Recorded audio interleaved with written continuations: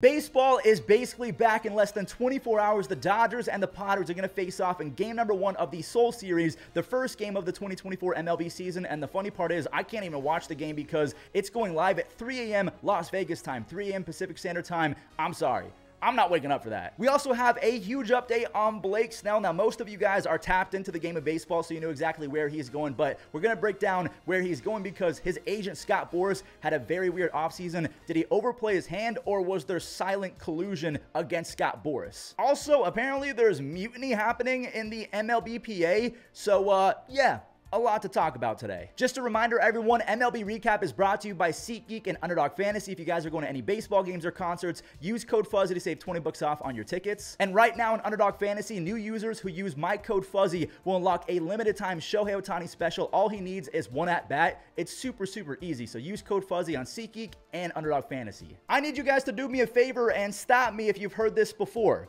Another pitcher got injured. So the two-time All-Star closer for the Blue Jays, Jordan Romano, the hometown kid, he's actually from Canada. He's going to be missing some time with elbow inflammation. Now, inflammation comes with the territory of being an active human. If you're doing workouts and you're playing sports, you're going to have inflammation, but in the elbow, that's not good. So I thought to myself, that really sucks, but at least Eric Swanson could be a nice fill-in-the-gap guy until Jordan Romano is ready. But Eric Swanson is injured right now as well. He is experiencing inflammation in his forearm, so we know that the elbow connects to the forearm connects to the hand. Everything's all intertwined. So when you have inflammation in one thing, it usually means that something else is going on. So for the sake of the AL East, because I really feel like this could be one of the best races in the history of baseball, I'm hoping that the baseball gods spare Swanson and Romano, that this is just precautionary. They're getting imaging done and taking days off, and that they're going to be fine after a week or two. Hopefully that's the case because these guys are good and the AL East needs them. History is being made by a rookie, Jackson Chourio of the Brewers. He's about to become the 3rd youngest player ever to have a starting spot on an opening day roster as an everyday center fielder. Before Jackson Chourio, I believe the other 2 youngest players were Andrew Jones and Ken Griffey Jr., so that's some pretty elite company. A lot of people are saying that Jackson has a chance of being the next Ronald Acuna Jr., but with better defense, because Ronald, he's a decent defender, but his reads off the bat are not very good. But Jackson, he is known as a plus defender. His reads off the bat, his speed, his arm, everything seems to be elite, and I can't wait to watch him play. Now, because we just talked about Jackson Chourio making the opening day roster, I want to talk about all of the confirmed opening day matchups. So some things that stuck out to me, we can see that Garrett Crochet is not going to be a closer, because I thought for sure Garrett Crochet is back and healthy. They lost out on Liam Hendricks and Ronaldo Lopez. Garrett Crochet is going to be the closing pitcher going forward. No, he's starting against the Tigers and Tarek Skubal. A lot of people think that Alex Wood is like 87 years old. Alex Wood just turned 33, so him starting for the A's, decent at best. And yeah, he's only 33. He's not a dinosaur or anything. And one more little thing I want to bring up, Patrick Sandoval seems to be the ace of the Angels going forward. He's going to be matching up against Corbin Burns and Corbin's first start as an Oriole. So let's talk about this mutiny that is happening currently in the MLB PA. And I have not heard the word mutiny since I watched Wall-E, when that robotic steering wheel took over the ship and there was mutiny in the captain's quarters or whatever. Now, this article was posted by Jeff Passan, and we know that Passan is very attention to detail oriented, so when he speaks, we should usually listen. Now, he reported that players are not very happy with how the offseason has gone. So last year, we know that in the 2022 and 2023 offseason, collectively, teams spent a record $3.9 billion.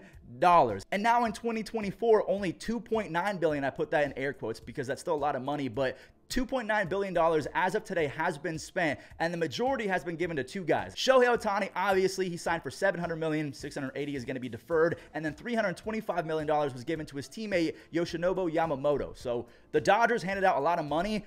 All of the other teams in baseball, we can see that the Yankees, the Red Sox, they committed less than $50 million.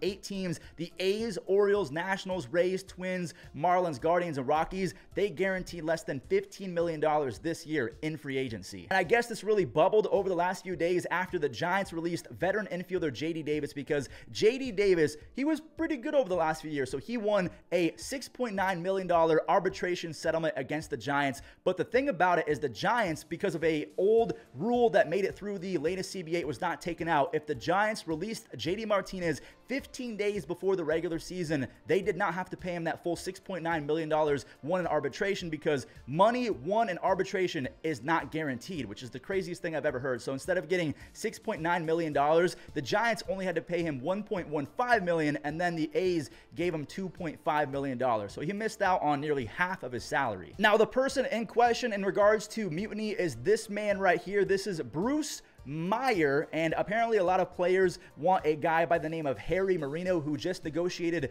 more rights for the minor league players. They want him to replace Bruce Meyer because apparently Bruce Meyer is siding with the owners, allegedly. I'm going to say allegedly so I don't get sued into oblivion, but apparently players don't like this man right here, Bruce Meyer, because he seems to be more owner-centric as opposed to moving the game forward in a player-centric manner. So yeah, I did not have mutiny on my MLB bingo card when I woke up this morning, but check that off. Mutiny is happening in the MLBPA. All right, so without further ado, let's talk about the fact that the Giants are picking up a two-time Cy Young winner. Blake Snell is going to San Francisco on a 2-year contract worth $62 million.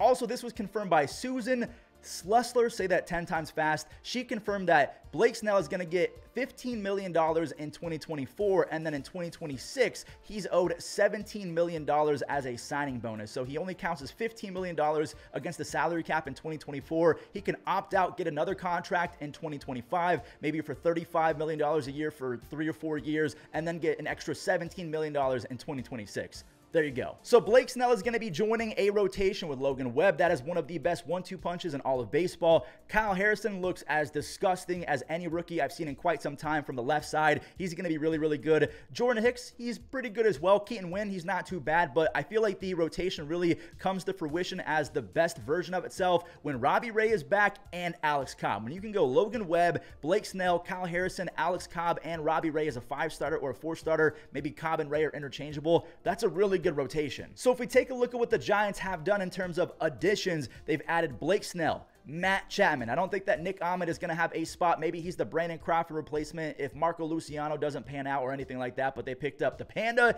He's back. He's kind of a veteran presence in that clubhouse. We have Jorge Soler, Amir Garrett, Jordan Hicks, Tom Murphy. I forgot that Jordan Hicks was going to be competing for a spot as a starting pitcher. Maybe not after signing Blake Snell. Maybe there's no more room for him and they can relegate him back to the bullpen. Jung Ho Lee, and then also Robbie Ray. These were all of the free agent or trades that they made. And honestly, the Giants had an A, borderline A+ offseason. It was really, really impressive what they did. Now, staying with being impressed, a lot of fans across the game of baseball are not impressed with how Scott Boras treated this offseason or handled this offseason. So Bellinger predicted to get almost 270. He got 80. Blake Snell wanted $200 million.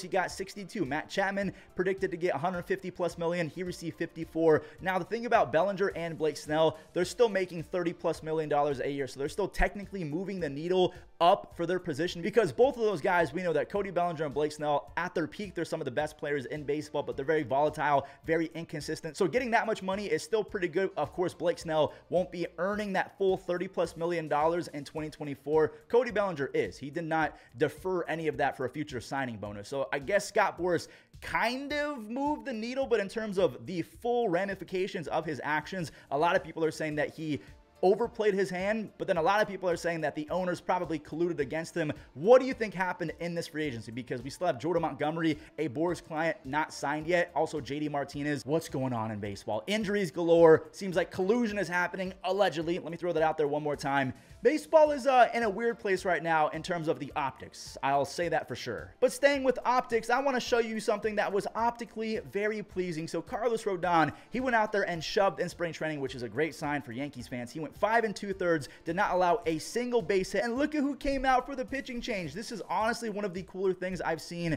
especially in spring training where things don't matter. You can have some fun. Joe Torre, I don't remember how many World Series he's won, but it seems like it was 5 or 6, maybe it was 4. I can't exactly remember. I should probably look it up. Joe Torre won 4 World Series as the manager of the Yankees. There you go. He also won an MVP, a Gold Glove. He was a 9-time All-Star as a catcher in the big league. So Joe Torre is honestly one of the more infamous and probably most established baseball players in the history of our game. So I'm seeing him back out there in a uniform, making a pitching change. It was pretty cool. All right, today's objective, get this immaculate grid done in under 1 minute. 3 2-1 the Cubs and the Tigers. That one's easy. Javier Baez. I'm going to be better with typing today. We have 200 strikeouts. Thank you, MLB The Show, for putting this guy into your game. Hal Newhouser. We have Valverde. Jose Valverde. He was crazy back in the day. We have the Cubs and the... Why did Darwin Barney come to my head? Darwin Barney. He's coming to my head. We have 200 strikeouts for the Jays. I'm going to go Kevin Gausman because he just did that. 30 saves for the Blue Jays. Romano. I hope that he comes back healthy.